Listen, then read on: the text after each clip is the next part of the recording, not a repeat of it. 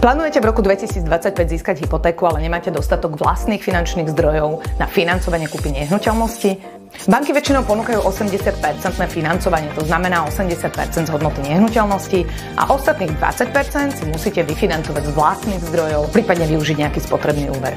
Je však možno získať aj 90% ako hypotéku. Tu si musíte dávať pozor na jednu dôležitú vec. Banky totiž môžu ponúknuť len 1/5 zo všetkých úverov ako 90% hypotéky.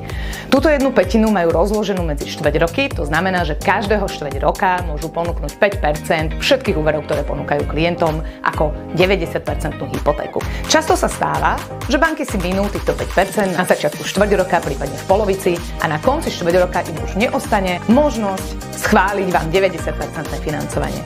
A práve preto odporúčam, ak máte záujem o podanie žiadosti o 90% hypotéku, urobte to začiatkom štvrť roka a tak sa vaše šance zvýšia. Pretože na konci pre vás už nemusí ostať. Pre viac finančných tipov sledujte môj profil a v prípade, ak potrebujete pomoc s hypotékou, neváhajte ma kontaktovať.